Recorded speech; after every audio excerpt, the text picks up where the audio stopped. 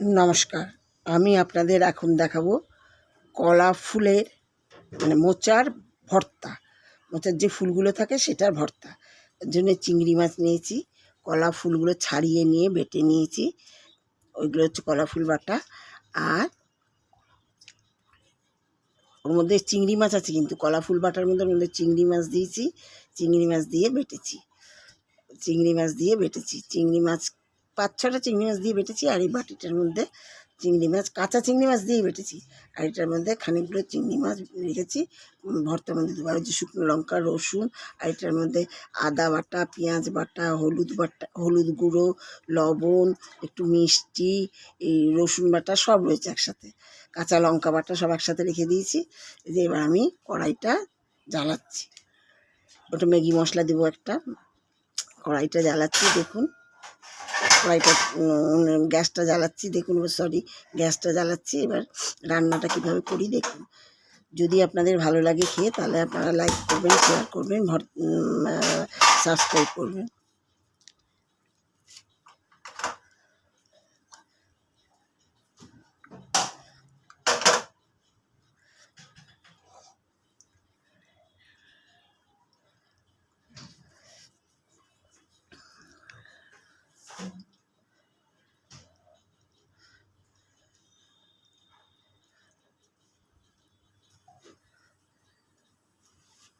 কড়াই এখনো গরম হয়নি, কড়াইটা গ্যাসের উপরে চাপিয়েছি।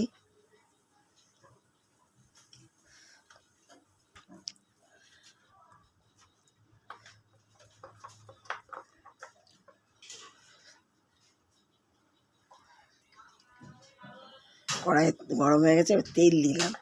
তেল দিয়ে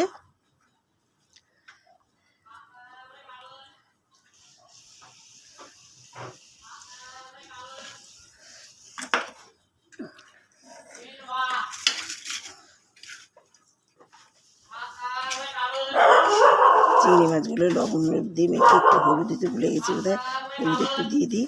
লবণ হলুদ দিয়ে মেখে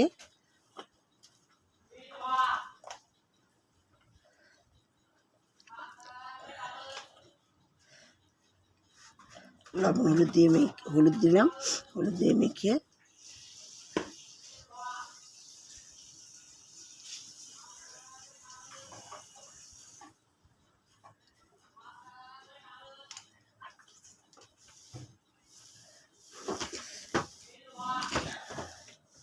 ভালো করে মেখে নিচ্ছি। মেখে নিয়ে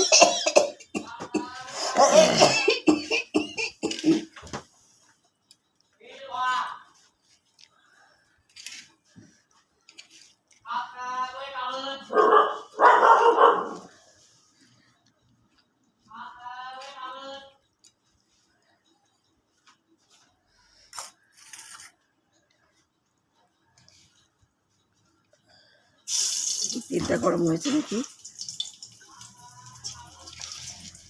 এবার চিংড়ি মাছগুলো ভেজে নেবো। তেল গরম হয়ে গেছে। চিংড়ি মাছগুলো বেশি করে ভাজতে হয়, তাহলে চিংড়ি মাছগুলো সব করে যায়। এগুলো অল্প করে ভেজে নেবো।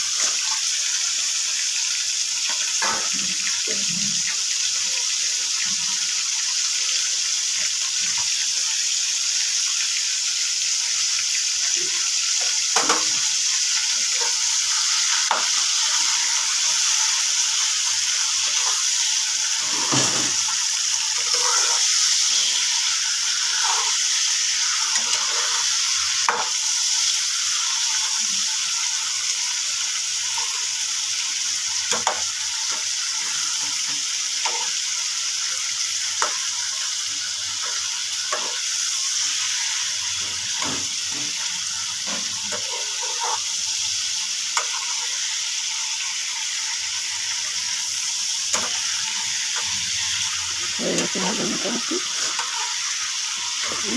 তুলে নেব।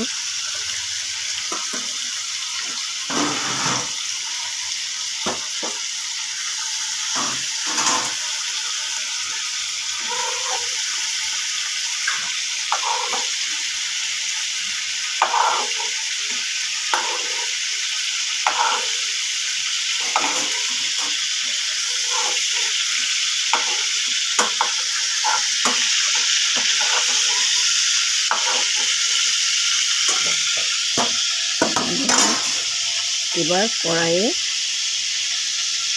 ভর্তার মধ্যে রসুন আর শুকনো লঙ্কা দেয়। আমি সেখানে ভর্তার মধ্যে শুকনো লঙ্কাগুলো ভেজে তুলে রাখছি, 3টে দিয়েছি। আর আমার শুকনো লঙ্কাটা বেশি খাই না, সেটা তুলে রাখতে শুকনো লঙ্কাটা তুলে রাখছি।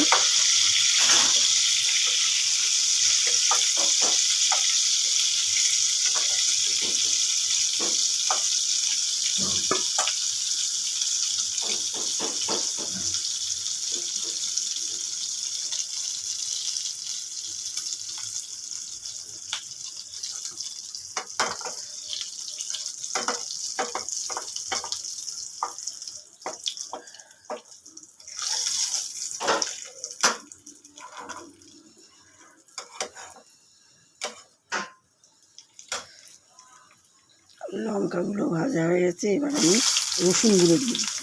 রসুন আর লঙ্কার মাছ ভর্তাতে দিতে হবে। রসুনগুলো দিয়ে দিলাম,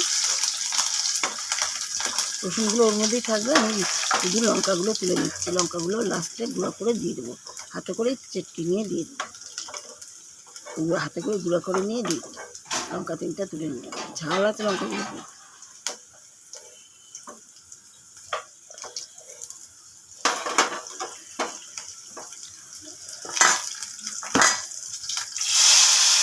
এবার রসুনগুলো ভাজা হয়ে গেছে, আর ওই বাটিটার মধ্যে যে পেঁয়াজ বাটা, আদা বাটা, রসুন বাটা, কাঁচা লঙ্কা বাটা, লবণ, মিষ্টি আর হলুদ সব একসাথে ছিল, সেগুলো দিয়ে দিলাম। দিয়ে মশলাটাকে কষাচ্ছি।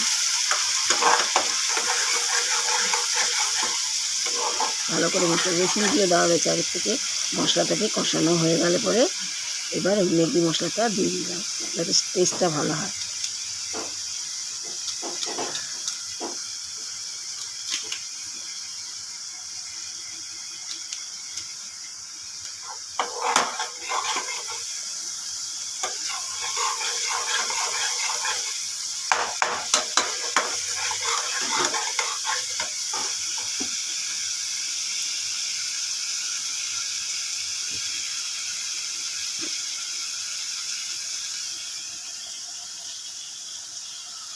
সুবিধার জন্য এই বাটিটার মধ্যে চিংড়ি মাছ রাখলাম, কারণ ওর মধ্যে কলা ফুলের বাটাটা রয়েছে, তো সিদ্ধ করে বাটাটা, কলা ফুল চিংড়ি মাছ দিয়ে বাটাটা রয়েছে, ওইটা কড়াইয়ে দিতে গেলে যদি সব চিংড়ি মাছগুলোও পড়ে যায়। কলা ফুলের মধ্যেও কিন্তু চিংড়ি মাছ দিয়েছি আমি, কয়েকটা গোটা পাচ্ছে চিংড়ি মাছ ওগুলো দিয়েছি, ভেজে নিয়ে এমনি দিয়ে রেখে নিয়েছি। এবার কলা ফুল বাটাটা দিয়ে দিলাম, দিয়ে দিলাম।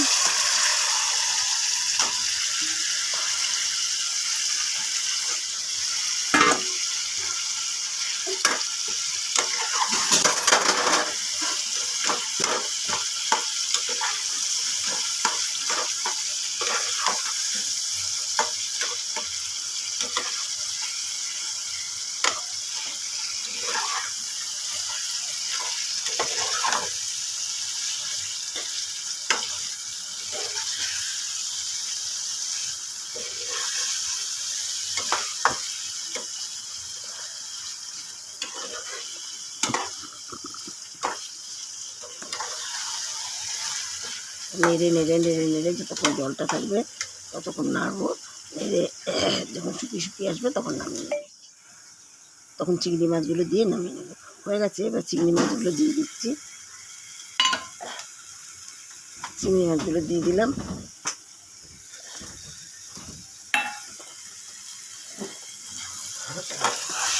এবার নেড়ে শুকাবো। আগে চিংড়ি মাছ দিয়েছিলাম, ভর্তার মধ্যে চিংড়ি মাছ দিয়েছিলাম কয়েকটা, তার জন্য একটা স্বাদ বেরোবে। তার মধ্যেই আবার ভাজা চিংড়িগুলো দিচ্ছি, তার জন্য একটা স্বাদ বেরোবে। আপনারা এইভাবে রান্না করে নিয়ে, ঠিক এইভাবে রান্না করবেন, নিয়ে খেয়ে দেখবেন কেমন লাগে। লাইক করবেন, শেয়ার করবেন, সাবস্ক্রাইব করবেন, কেমন লাগে দেখুন। এর আগে আমি কী বলবো লেটাস রান্নাতে ভিডিওতে আমি অনেক দিয়েছি, রান্না দিয়েছি, মোচার রান্না দিয়েছি, কিন্তু এটা দিইনি, ভর্তাটা খেয়ে দেখবেন। লেটাস রান্না চ্যানেলে আমি দিয়েছি মোচার চপ দিয়েছি, মোচার ঘন্ট দিয়েছি, তারপরে আপনার মোচার একটা কী দিয়েছি আমার মনে পড়ছে না, দিয়েছি। আর এই মোচার ভর্তাটা দিইনি, এবার দেখুন হয়ে গেছে, নামিয়ে নিলাম।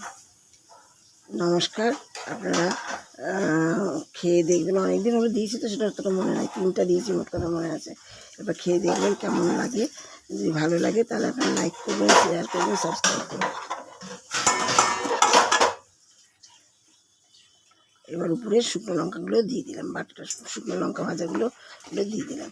ব্যাস, নমস্কার, রাখছি।